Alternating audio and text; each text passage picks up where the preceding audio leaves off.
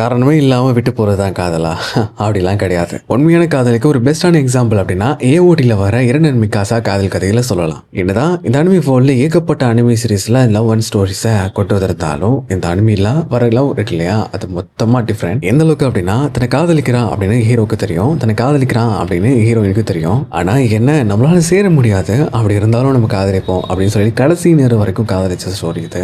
இதெல்லாம் எந்த அளவுக்கு காதலை மேலோட்டமாக காட்ட முடியுமோ அப்படி காட்டியிருந்திருப்பாங்க. ஆனால் உள்ளே போய் பார்த்தீங்க அப்படின்னா அந்த காதல் ரொம்ப அழகானது. நம்ம இந்த காதல் கதைகள்லாம் கேட்டிருப்போம், இந்த கொஞ்சம் பேசிக்கிட்டா அப்படி ஜாலியாக இருந்தால் தான் லவ் வரும் அப்படின்னு. ஆனால் உண்மையான காதல்லாம் எப்படி இருக்கும் அப்படின்னா நம்ம ரெண்டு பேரும் பார்த்துக்கிறது கிடையாது, நம்ம ரெண்டு பேரும் பேசிக்கிறது கிடையாது அவ்வளவா. ஆனால் நமக்குள்ள காதல் இருக்கு அப்படின்னு அண்டர்ஸ்டாண்ட் பண்ணிக்கிறது தான். இதில் ஏற்றுக்க முடியாத விஷயங்கள் நிறைய இந்த அனிமையில் நடக்கும். ஆனால் கடைசி நேரத்தில் அந்த முத்தமிடும் காட்சி இருக்கு இல்லையா, அதில் தான் செதுக்கி எடுத்துருப்பாங்க. இந்த அனிமையோட எண்டிங்கை நீங்கள் பார்த்துருந்தீங்க அப்படின்னா எப்படி இருந்துச்சு, உங்களோட மனசை எப்படி பாதிச்சுது அப்படிங்கிறத கமெண்ட் பண்ணுங்கள். அடுத்த வீடியோவில் பார்க்கலாம். By guys. இந்த வீடியோ கொஞ்சம் ஸ்லோவாக இருக்கும்னு நினைக்கிறேன், கொஞ்சம் நாள் டெய்லி ஆகிடுச்சு, அதனால தான்.